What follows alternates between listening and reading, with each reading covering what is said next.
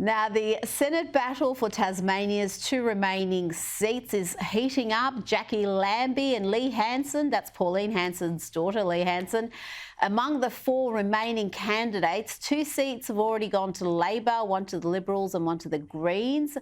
Amid the Senate battle, Pauline Hanson has hit out at Lambie, saying that she votes with the Greens or the Labor Party and she doesn't have any idea about the policies.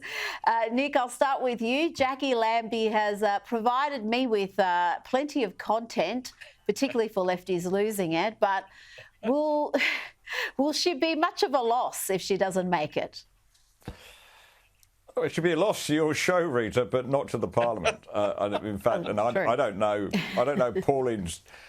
Pauline's daughter at all, but I just take it that if she's a chip off the old block, I think I'd rather have her. It's nice to see Pauline Hanson. She's behaving like a soccer mum, isn't she? She's sort of, like you go to these kids' soccer games and the parents are yelling from the touchline.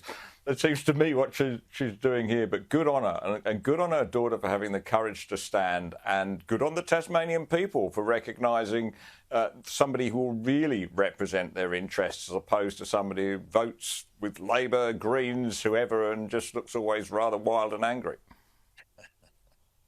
And just makes some of the most demented comments I have heard. Remember when she wanted to lock up Elon Musk for having free speech on X? I mean, incredible antics. Gary, you've got to say about Tasmania, though. I mean, they're an example of why the Senate is called unrepresentative swill, as Paul Keating said some years ago.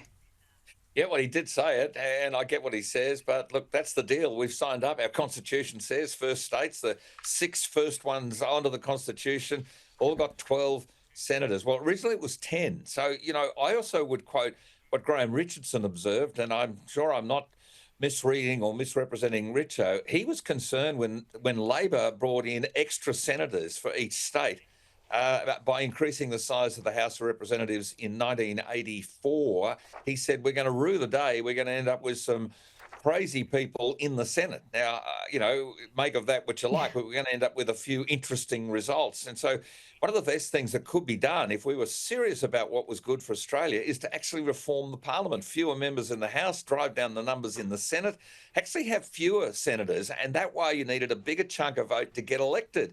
You'd be more mainstream automatically, and you wouldn't have some of the kind of, entertaining for the Rita Panahi show kind of contributions from some people in the Senate. Just saying. But look, I'm not rewriting the Electoral Act right now, but if they want me to, I could bring in first past the post voting, make it non-compulsory voting. These sorts of things I think are all part of the reform, but winners are never going to change the system that got them across the line. Absolutely. Those last two suggestions, I think, are very sensible indeed. First past the post and make it optional. Why should you be forced to vote with the threat of a fine? Now, I want to bring to your attention a couple of pieces in the Australian newspaper and see where you stand on this debate. Paul Kelly has argued in his column that the Liberals must return to the Howard concept of the broad church in order to win. He writes that its revival is the only viable strategy because it opens the lens wide, it is inclusive, it incorporates both the Liberal and Conservative traditions, it offers a broad basis for public policy and a welcoming window for a wide range of Australians. It would open the party to the country, not shut its doors. Nick, is that a little bit naive? Hasn't the political landscape changed markedly since those Howard years? You could argue one of the Liberals' biggest issues is an identity crisis where they try to be all things to all people. I suppose I'm going to side with Paul on this. The thing is, Rita, we have a Westminster system. Westminster systems work a lot better when you have two major parties and people join those parties with different views and they argue the toss within them. I am all for the broad church, but on this condition, that everybody who wants to be in that broad church, number one, has to subscribe to Liberal values, and number two, has to want the party to win the next election. Because I sense there are people on the so-called moderate fringe of the party who sometimes look to me as if they don't want the party to win. and they'll sabotage it at every opportunity. And that's what's going on right at the moment over this, this unseemly battle over the leadership, which just have that discussion respectfully behind closed doors, because the longer this goes on, the more vicious it is. And there's some horrible, horrible stuff being thrown around to Angus Taylor, completely unwarranted.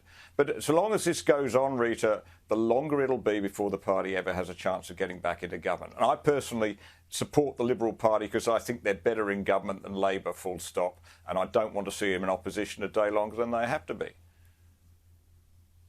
Well, you say you disagree with my take, but what you're arguing for is, I think, some sense of uniformity within the party. Obviously, you're going to have people with different passions, different points of view.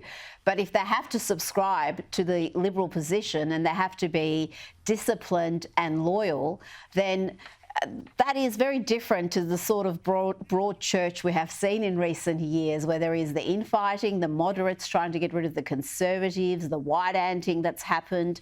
And I've got to say, this piece by Janet Albrechtsen in The Australian is, I think, far more sensible advice. She argues that without a firm foundation of values, a political party is just a house of cards, and that instead of the Liberal Party running from the culture wars, they need to embrace them. She writes, everything is about culture. What kind of country do you want to be? If Liberals don't start embracing that, explaining policies through the prism of what kind of culture we want, they may as well fold their tent and save donors a heck of a lot of money. Gary, how do you see it? What is the path forward for the Liberals? How can they become electable again after this catastrophic result? They've got to stand for stuff, or they'll fall for everything. And look, I understand Nick's point, and I also understand Paul Kelly's point. And in theory, the concept of the broad church is okay. But my caveats are this. You've got to have purpose. You've got to have passion. You've got to have vision. You've got to be authentic. And so they can have a broad range of personalities, a broad range of policies, positions, and I guess a broad range of, moderate to more conservative views exercised. But in the end, you've got to actually galvanise all of that for a purpose. And the purpose has to be Australia. And so the Liberal Party desperately needs that kind of strength of leadership. When Sir Robert Menzies was around, the leadership was against the extreme left, the communists. He took all of that on. I remember reading Jim Killen's first speech in early 1956. I wasn't around, but I read it years later, where he was talking about the fight between mainland China and free China, Taiwan and China. He was right onto the whole kind of threat of the Reds that were coming for us, the way that society would change. John Howard equally also galvanised Australians for a purpose. So a broad church got behind a leader, and that's what we need. We need to have a strength of leadership, authenticity, values-based, to Janet Albrechtsen's excellent point, values-based, and to own the Australianisms associated with everything. Stop the world trying to interfere with us. Make Australia for Australia. Make it great again. Can I say that? I mean, you can do it. Why are we getting so scared at every first bit of criticism from the left? Well, this seems to be the problem. They're so terrified of some sort of media backlash from people who will never back them in the activist class, academia. And they're scared to actually have an authentic, principled, strong position that is dramatically different to Labor. And we saw that at this election. We saw them go with this small target strategy. It was a disaster, and yet you've got all these hacks in the media telling them to do more of that, to veer even more to the left, to try to appeal to voters who are never going to back them. Exactly. Gentlemen, Gary Hartgrave, Nick Cater, thanks for your time tonight.